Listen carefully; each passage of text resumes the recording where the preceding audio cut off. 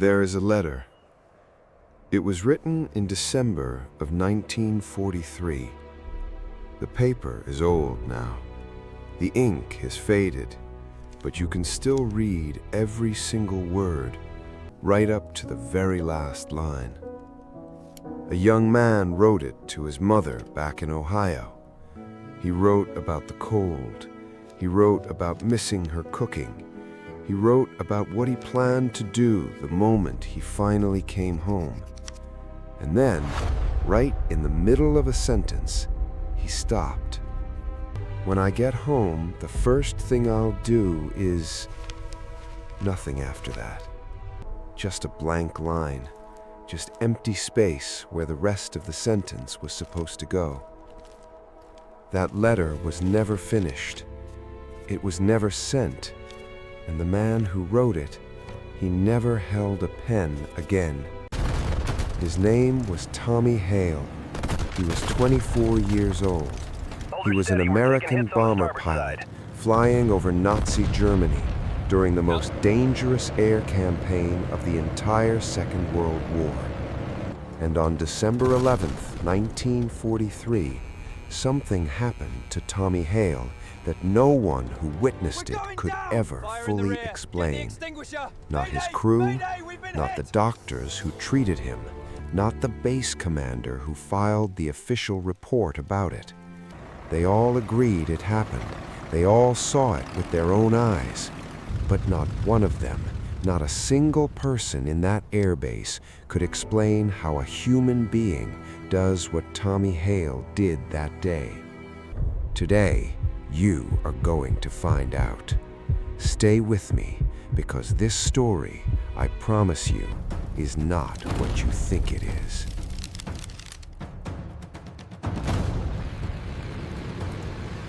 Tommy Hale was not supposed to be a soldier. He grew up in a small town in Ohio, the kind of town where everyone knows your name, and the biggest news of the week is who won the Friday night baseball game. He liked books. He liked the quiet of libraries. He had one plan for his life, a simple one: finish college, come back home, stand in front of a classroom and teach children how to read and write and think. He had the hands for it, too. Long fingers, careful grip, the kind of hands that held chalk without snapping it, the kind that turned pages without tearing them. His mother noticed it when he was a boy. She called them gentle hands. She said it like it was the best thing a person could be. She was proud of those hands. Then the war came, and Tommy Hale traded the classroom for a cockpit. He was assigned to the B-17 Flying Fortress, one of the biggest, heaviest bomber aircraft ever built by human hands. It weighed 36,000 pounds, fully loaded. Its wingspan was 104 feet. Most new pilots fought the aircraft. It was stiff, it was heavy, it pushed back. Not Tommy. His crew chief noticed it during the first training flight. Tommy didn't fight the aircraft. He listened to it. He made small corrections before the aircraft even asked for them.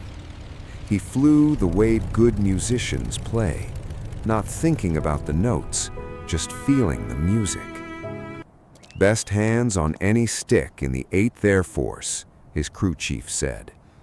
He said it more than once. He meant it every time. By December of 1943, Tommy had completed 22 bombing missions over Nazi-occupied Europe. 22 times, black flak burst open around him like flowers made of iron and iron.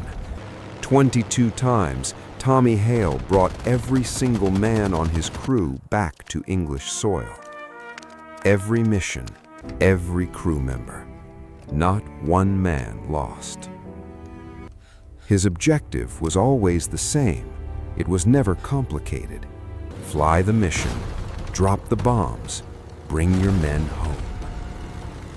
Mission 23 were supposed to be the same.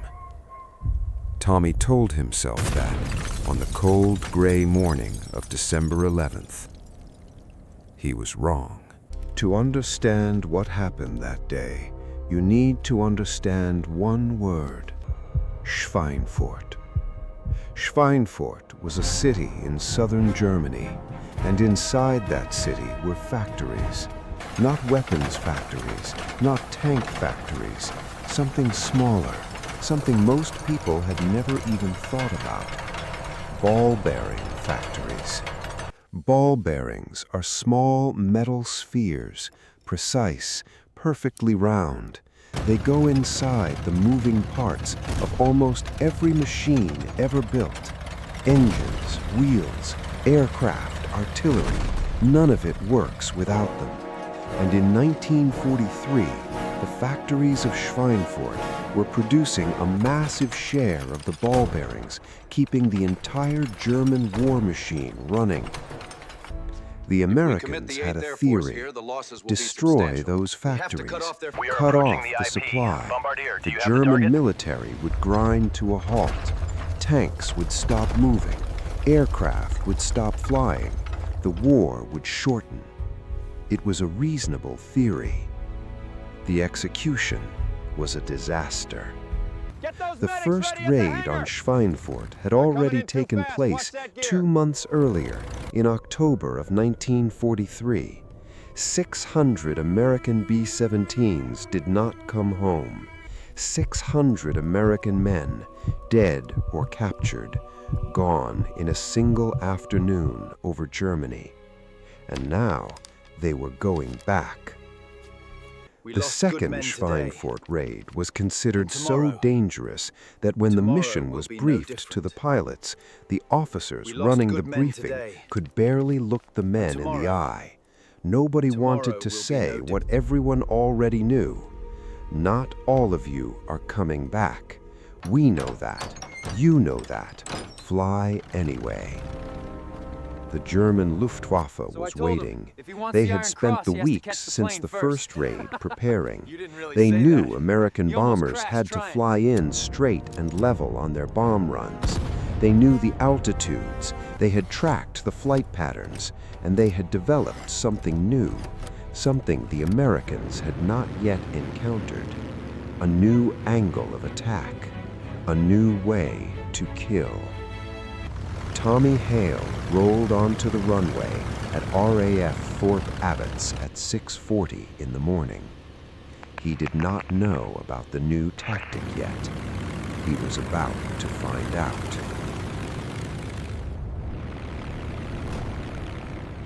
Tommy's B-17 had a name painted on her nose: the school teacher. He had named her himself. Nobody asked why. Nobody needed to. She carried 10 men. Tommy sat in the left seat, the pilot seat, the seat where all final decisions were made and all consequences landed. He was the oldest man on the aircraft, 24 years old. Beside him, in the right seat, sat Sergeant Earl Briggs, 21 years old, Memphis, Tennessee. Earl was the kind of person who talked when he was nervous and laughed when he was scared. He cracked a joke about the cold on every single mission as they climbed through freezing air over the English Channel. Tommy always laughed, not because it was funny, because it helped. Behind them was Corporal Lewis Park, the navigator. Quiet man, serious face. He folded his maps in a specific way and did not appreciate anyone touching them. Before every mission, Lewis closed his eyes for 30 seconds. Nobody ever asked him what he was doing during those 30 seconds. Everyone already knew. The rest of the crew were gunners, a bombardier, a radio operator, a flight engineer, young men. Most of them had never been more than 100 miles from home before the Army put them on a boat to England. And all of them, every single one, trusted Tommy Hale with their lives. That is not a small thing. A bomber crew lives together, eats together, freezes together at 22,000 feet while the sky tries to kill them.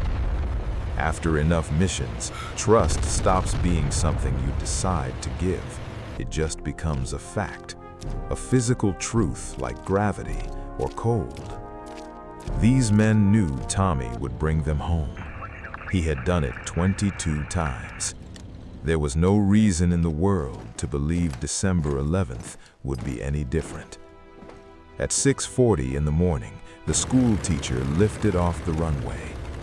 The sky was gray, the air was cold enough to make your lungs ache, and somewhere above the clouds, 40 American bombers were forming up into their battle positions for a mission that history would not forget. By the time the school teacher climbed to altitude, the formation was complete. 40 bombers, wing to wing, engine to engine, moving east together in tight rows at 22,000 feet above the earth. The air at that height is minus 40 degrees. It turns exposed skin white in minutes. Oxygen masks ice over. Fingers go numb inside thick gloves. Men sit in thin aluminum tubes and breathe bottled air and look out small scratched windows at a world that is nothing but white cloud and blue sky and the wings of the aircraft beside them. But there is something else up there too, a strange stillness. The engines are roaring. The wind is screaming past the fuselage at 200 miles per hour.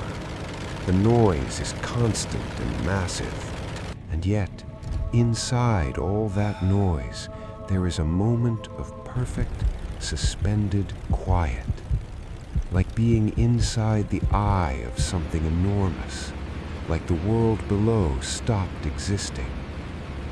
Tommy felt it every mission, that one brief moment at altitude where everything else, the fear, the cold, the knowledge of what was ahead, just fell away. Earl made his joke about the cold. Tommy laughed. The bombardier radioed in from the nose. The gunners reported their stations clear. Lewis Park confirmed the route to the target. The flight engineer called out the engine readings. Good on all four. No issues. The school teacher was running perfectly. For one quiet, perfect moment at 22,000 feet over the English Channel, the world was completely still. Then, the German fighters found them. Not from the front, not from above, from below. This was the new tactic. This was what the Luftwaffe had spent 2 months developing. American bombers had guns everywhere. Nose guns, tail guns, top turret, waist guns. If you attacked from any conventional direction, you flew into a wall of machine gun fire. German pilots had been dying on those approaches for 2 years. The belly of the aircraft, the underside, was harder to defend. The ball turret gunner could cover some of it, but not all. And if you came up from directly below, fast, at a steep angle, raking upward with 20mm cannon fire through the entire length of the fuselage in one long burst, it was devastating. The first German fighter came up through the formation like a blade through paper. The B-17 flying 30 feet to Tommy's left, a crew he knew, men he had eaten breakfast with that morning, took the burst directly in the wing route. The fuel tank went up instantly. The entire left wing became a wall of fire. The aircraft rolled onto its back, and then it was gone. spinning down into the white German sky. 7 men, just gone. Tommy held formation. That was the rule. No matter what you see, no matter what happens beside you or around you do not break formation. You hold your position and you keep flying, because a broken formation is a dead formation. The fighters will pick you apart one by one. So Tommy held, his hands steady on the yoke, his eyes forward. The second wave came bigger, 8 fighters. They spread across the formation, each one choosing a target. One of them chose the schoolteacher. The cannon rounds entered through the nose of the aircraft. They traveled the length of the cockpit at the speed of sound. Instruments exploded, glass shattered inward, metal peeled back from the frame like paper. The shells found Tommy at the controls. It lasted less than 2 seconds. In those 2 seconds, everything Tommy Hale had always known was gone. Earl Briggs would not talk about this day for 30 years. When he finally spoke, when the classified deposition was unsealed and a military historian sat down across from him in a room in Memphis, Tennessee, the first thing Earl said was this: "The worst part wasn't what I saw, it was what I heard." Not the cannon fire, not the explosion, the sound of Tommy screaming. And then, just as fast, the sound of Tommy not screaming. Because the human body has a defense, a last resort. When the damage is too massive to process, when full awareness of injury would make survival impossible, the brain shuts the pain signal off. It goes quiet. The body enters shock. Not mercy, just survival. The minimum conditions necessary for a human being to keep functioning. Tommy's hands were gone. Both of them. The left at the wrist, the right just above the palm. Clean, almost precise. That is what high-velocity shrapnel sometimes does. It cuts rather than tears. The control yoke was slick with blood. The cockpit floor was dark red. The instrument panel was a ruin, broken glass and sparking wires. And on the floor, right there in the wreckage, were Tommy's hands, still in the cockpit, still on board, slightly curled at the fingers, the way hands look when they're resting, when they're relaxed, as if they were still holding something that was no longer there. The schoolteacher was still in the air, but she had no pilot. Earl Briggs reached across the cockpit. His hands moved toward the control column. Tommy turned his head, gray as ash, eyes wide open. "Don't touch it," he said. "I've got it." What Tommy Hale did in the next 10 seconds has no good explanation. He pressed the stumps of his wrists against the control yoke. He did not grip it. He could not grip it. He had nothing left to grip with. He pressed his forearms flat against the column and used the weight and leverage of his arms as substitutes for what his hands used to do. He braced his elbows hard against the instrument panel for support. Ignore the damage. He locked his body We into have our position, orders, and we are seeing this through. and the schoolteacher leveled out. Ignore the damage. Then Tommy started talking. We have our orders. He called back to the flight engineer, clear and calm. Give me more power on 3. Yes, sir. Pull Feathering back 2 now. slightly on 4. He could feel the aircraft pulling left. He could feel it through the pressure on his stumps, through the vibration running up his arms. He could feel the drag on the damaged left elevator through his elbows. 22 missions of flight experience does not disappear when your hands do. It lives in your nervous system, in muscle and bone, in whatever part of the brain stores thousands of hours of decisions made at altitude. Tommy did not need to think about what the aircraft was doing. He already knew. He just had to do something about it differently now. Earl sat with his hands in his lap. He watched Tommy. He called out altitude readings and airspeed numbers, and when Tommy needed a throttle adjusted or a switch flipped, Earl did it. But the flight controls, the yoke, the rudder pedals, the primary inputs, those stayed with Tommy. Because Tommy said so. The crew went quiet. Not the comfortable quiet of a normal flight. Something else. The gunners stayed at their stations. The radio operators sent their position. Lewis Park called out waypoints with his face bent over his maps. Everyone did their job. Everyone performed their function. But underneath all of it, underneath the professional calm of men trained to keep working no matter what, was something that had no name in any military manual. They had understood what was happening at the front of the aircraft.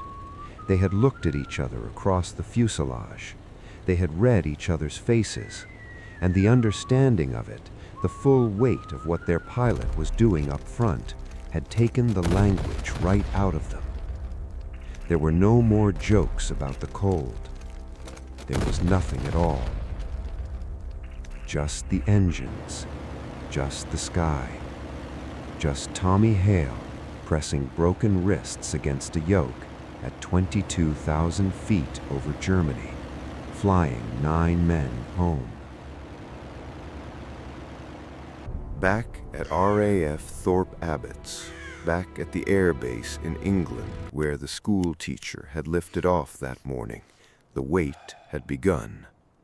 This was always the hardest part of mission day.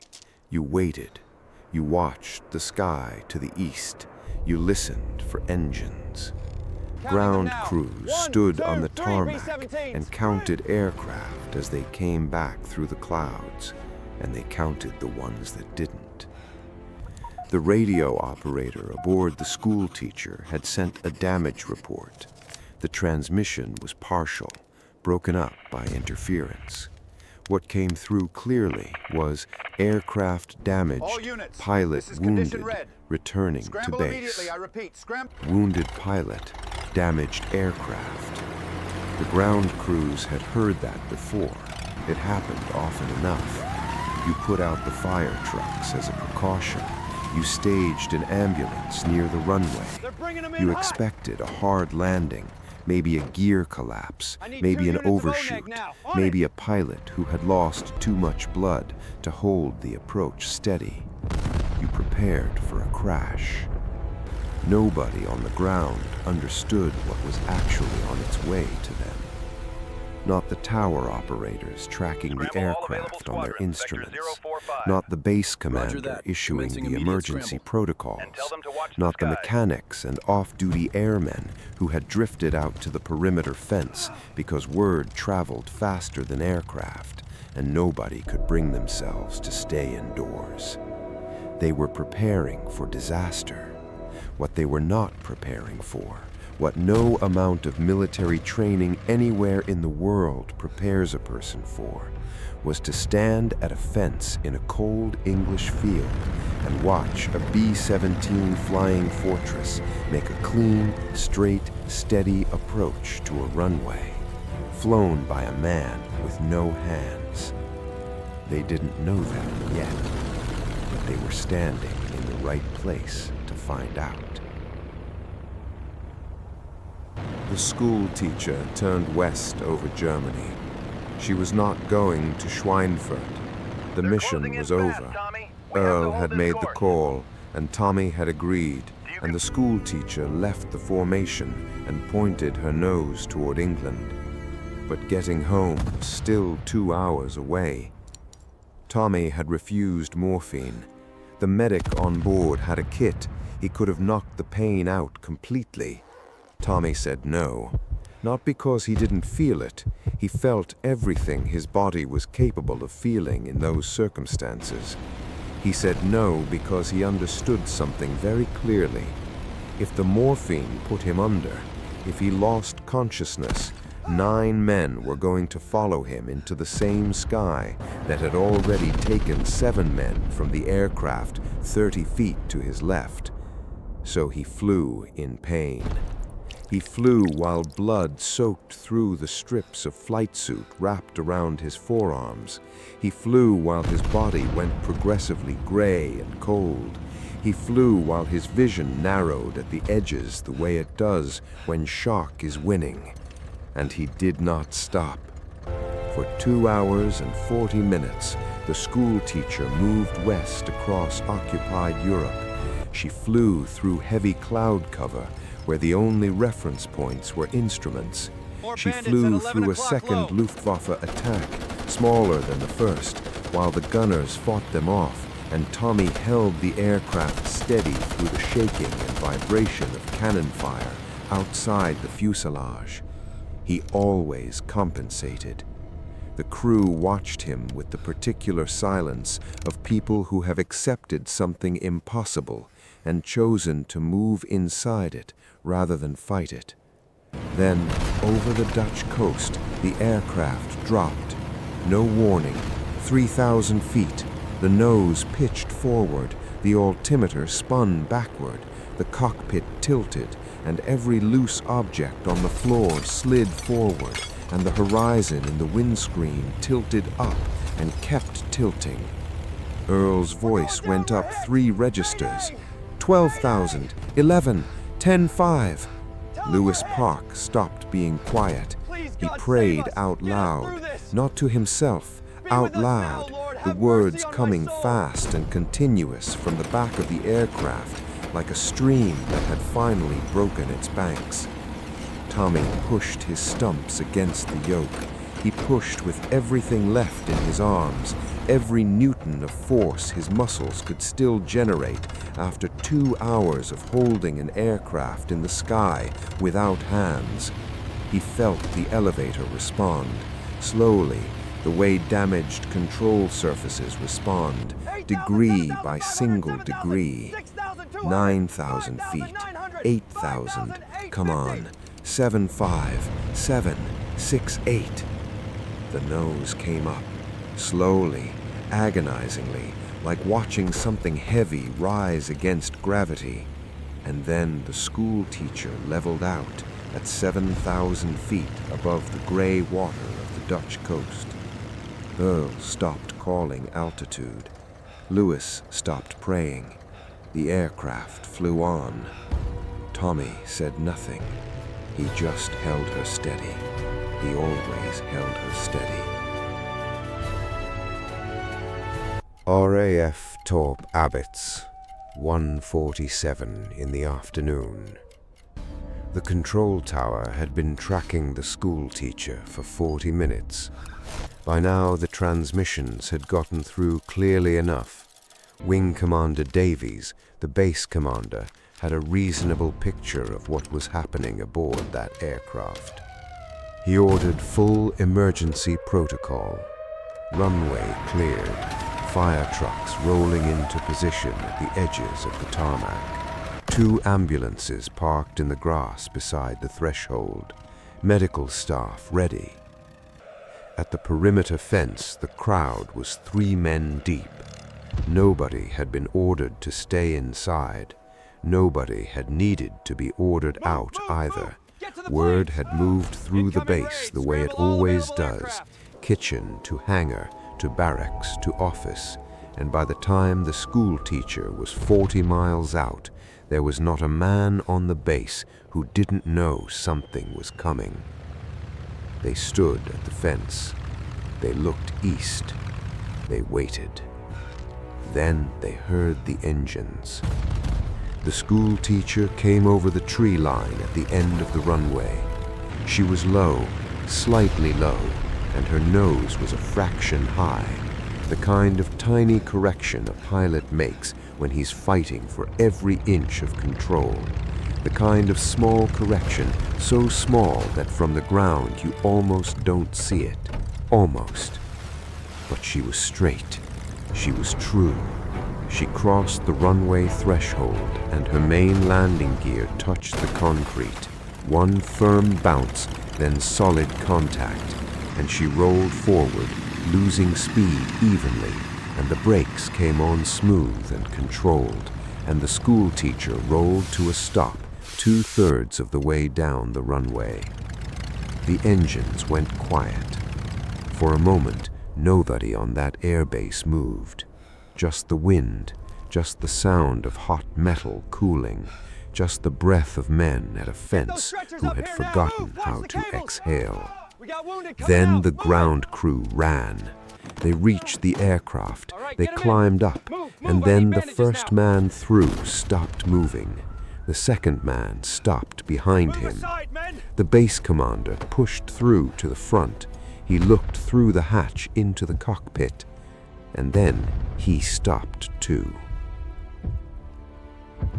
Tommy Hale was still in his seat.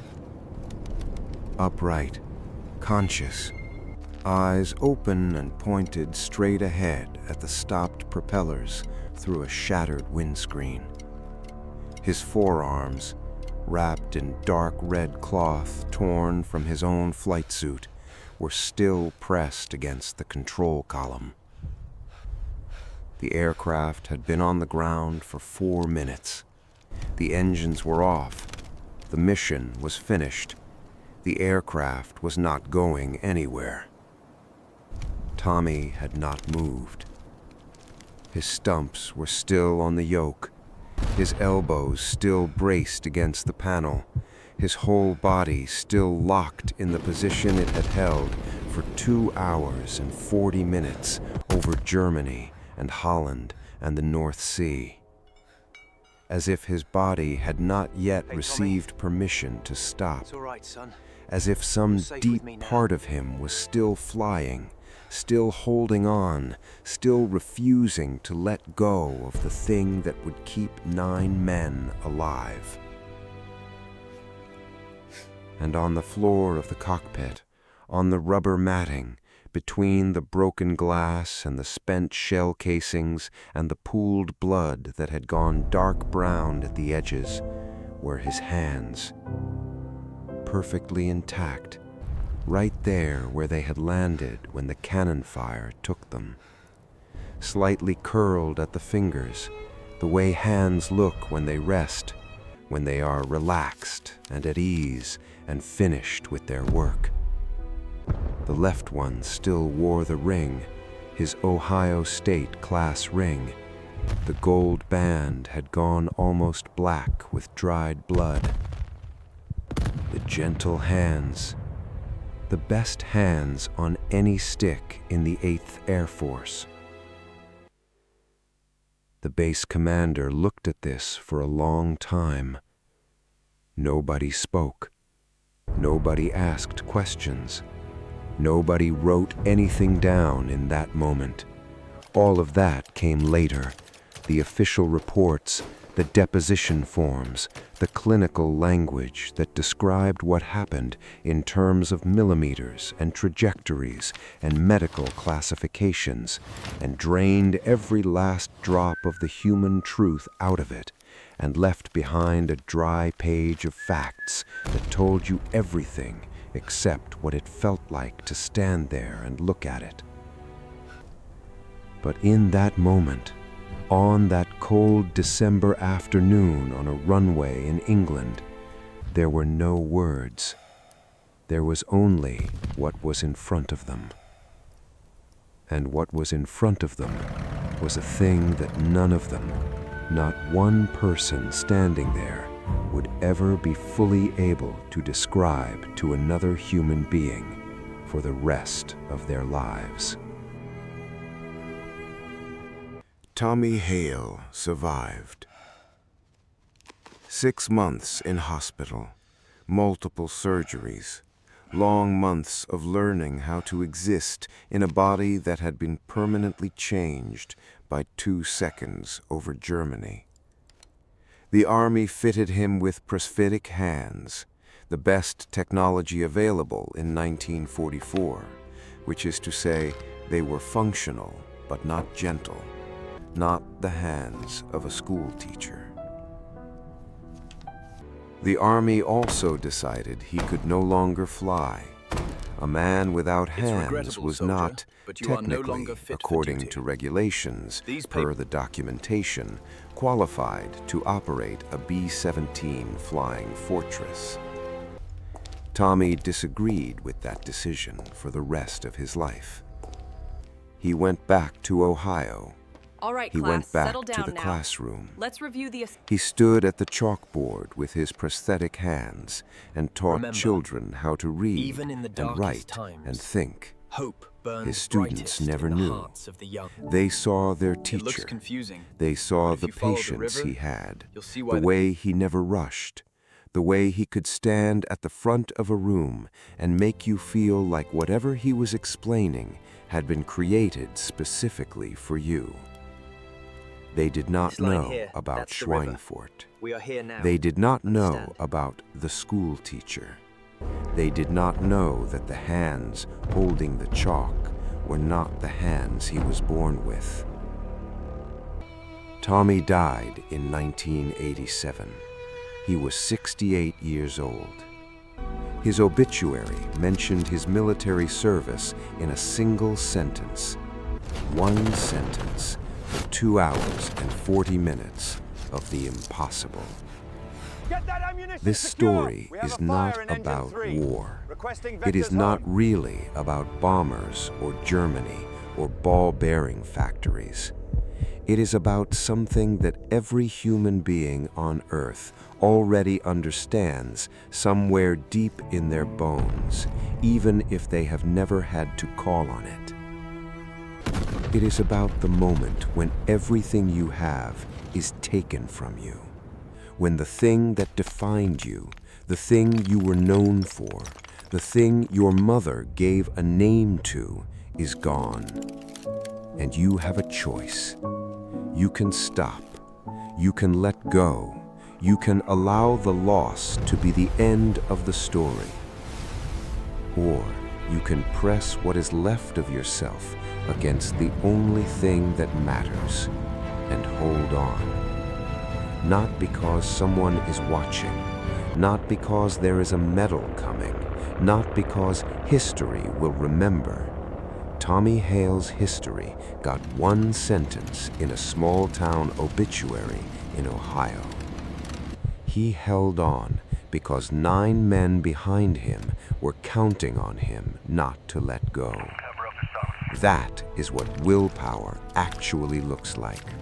Not a quote on a poster, not a speech, not a highlight reel. It looks like stumps on a yoke at 22,000 feet while your hands are on the floor below you. It looks like refusing morphine because the pain belongs to you and the lives do not. It looks like holding still in a stopped aircraft because your body has not yet accepted that the mission is over. Earl Briggs came home from the war in the spring of 1945. He went back to Memphis. He got married. He had children. He built a normal life with a job and a house and a yard and everything that comes with being a man who survived something most people didn't. He never talked about December 11th, 1943. Not to his wife, not to his children, not to the veterans he had dinner with every year, who told their stories over beer and passed We were pinned down photographs for around the hours. table. Shelling never stopped. Earl listened to Thought that those was the end, stories. truly. He Cheers. smiled at the right moments. lads. He said the right things. He kept his own story to himself. But he kept a photograph. A ground crew photographer had taken it before anyone touched the cockpit of the school teacher, before it was cleaned, before the official processes began. One black and white photograph. Cockpit interior, broken instruments, shattered glass, dark stains on every surface. And on the floor, if you know what you are looking at, two small shapes, slightly curled. Earl kept this photograph in a box under his bed for 48 years. He never showed it to anyone. When his daughter found it in 1991, going through his belongings after his death the way children have to do, she did not know what she was looking at. She held it up to the window light. She turned it over. Nothing written on the back. She called the Air Force Historical Archive. She described what she saw in the photograph. There was a pause on the other end of the line, and then they told her. They told her what the photograph showed. They told her who had taken it and when, and why it had been kept. They told her what her father had been there to witness. She sat down on the floor of her father's bedroom. She did not get up for a long time. There is a letter in a museum in Ohio, behind glass, lit from above by a small, steady light. The paper has gone yellow. The ink has faded from black to brown, but you can still read every word right to the very last line. When I get home, the first thing I'll do is... And then nothing, just the blank space, just the silence of a sentence that was never finished. But here is what I want you to take with you when this video ends. Tommy Hale did come home. Not the way he planned to, not with the hands he left with, not with the future he had mapped out in that letter on that desk in the barracks. He came home changed, quieter, different in ways he never talked about, with prosthetic hands and a one-sentence obituary and a life that history barely noticed. But he came home, and every morning for the next 44 years, he got up, he went to work, he stood in front of a room full of children who had absolutely no idea who he was, or what he had done, or what it had cost him, and he taught them, with hands that were not his own, in a life built on top of the ruins of another one.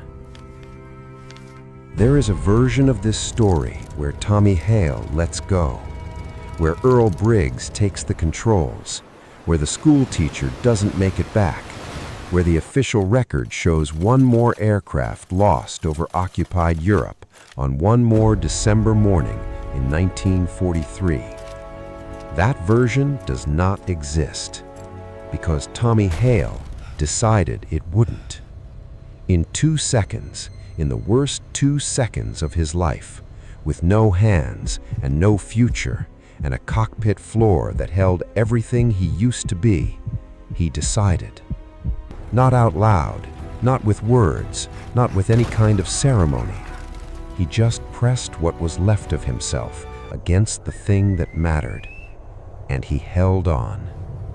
Some people spend their whole lives wondering what they're made of. Tommy Hale found out over Germany. Now you know, too.